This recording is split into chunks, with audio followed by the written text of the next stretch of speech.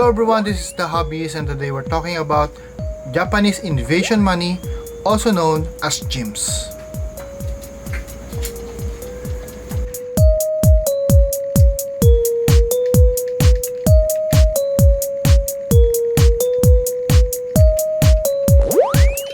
So during the World War II, Japanese invaded the Philippines from around 1942 to 1945. During that invasion, they created their own currency and distributed it in the Philippines. This was used to replace the guerrilla currency that was being used during that era. So this banknotes has two series. The first one is circulated during the first year of the Japanese invasion during the 1942. This includes 7 banknotes starting from 1 centavo to 10 pesos. So I have here 5 of those 7. So as you can see, these are the 1 and 5 centavo, which are really small notes. Then these are the 10 and 50 centavo. So for the 1, 5, and 10, as you can see, there's only the word 1, 5, 10. Then it shows the Japanese government at the top, and at the back it just shows the number.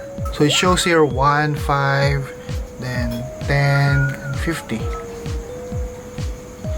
But starting on the 50 centavo, it shows a picture which looks like a farm, but I'm not really sure what it is. This series also has a 1, 5, and 10, but I don't have the 1 and 5. I'm still looking for it, but I already have the 10. So again, the 10 has that image of looking like a farm, and it has number 10 and the word 10 at the middle. So this is the first series that was circulated here in the Philippines during the 1942. Then after a year, they created another series from 1943 to 1945, and they replaced this with 6 banknotes starting from 1 peso, 5 peso, 10, 100, 500, then 1000. Out of those 6, I have 3 of them. So this is the 1 peso. So comparing this to the 1 peso that was on the previous series, this 1 peso have the Luneta Park on the side, but still it has the 1 peso at the back, whereas 1 peso from the previous series only has the word 1.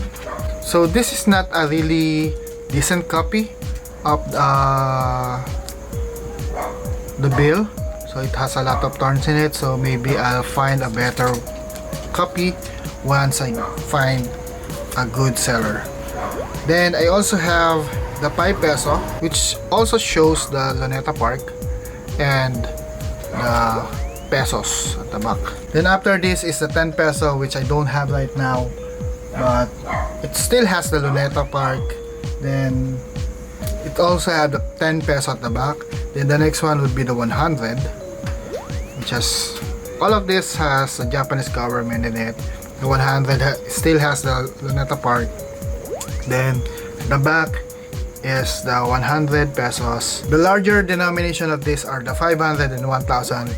I still don't have the 500, but I already bought 1000 peso from Mambela. So some of the fact of these bills is this is also called Mickey Mouse money. It was called Mickey Mouse money because from that era, this money doesn't have any value.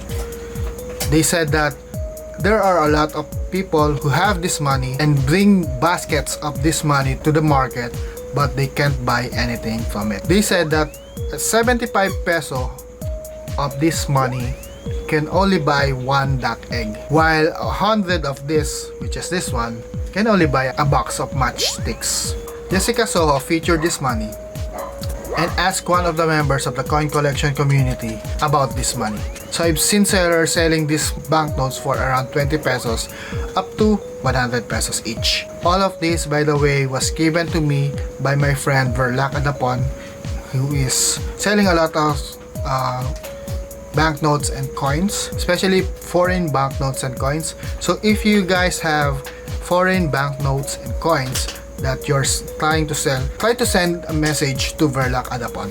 The thing with this set that I got is I still lack 5 bills. I still need the 1 peso and the 5 peso of the first series, then the 10 peso, 500 and 1,000 of the second series. I already bought some of them from Bella and Wadab, who is in Davao. So I still need the 1 and 5 from the first series and the 500 for the second series. So if you have them after watching this video, be sure to send me a message on my Facebook page. About the price of these banknotes, most of it are around 20 to 100 pesos, except for the 500 pesos and the 1,000 pesos.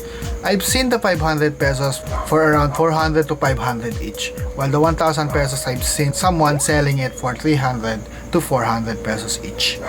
I also saw someone selling the first version of the 5 peso for 200 pesos.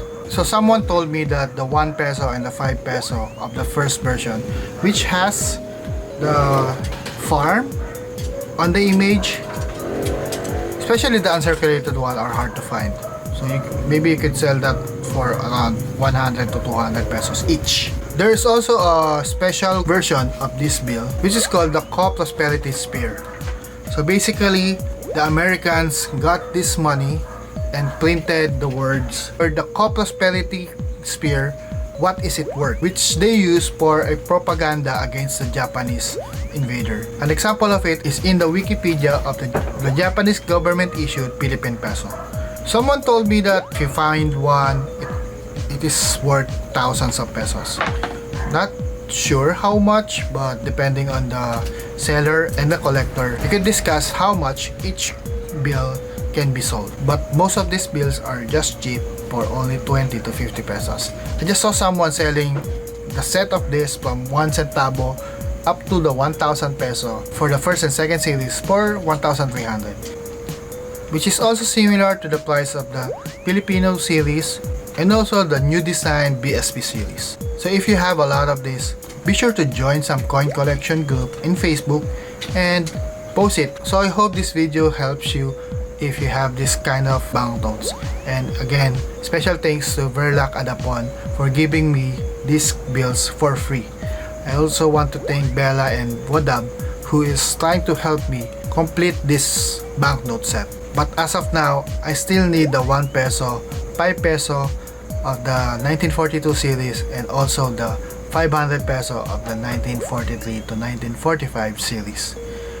I want to thank you. If you're already here at the end of the video, be sure to subscribe and push the notification bell if you're not yet a subscriber, so that you will be notified for my upcoming videos about coins, banknotes, coin collections, and tips on how to maintain your coin collections. If you have any comments, suggestions, recommendations about this video, be sure to put that on the comment box below. And if you like this video, be sure to press the thumbs up button and share it to your friends. That's all for now. Thank you and God bless.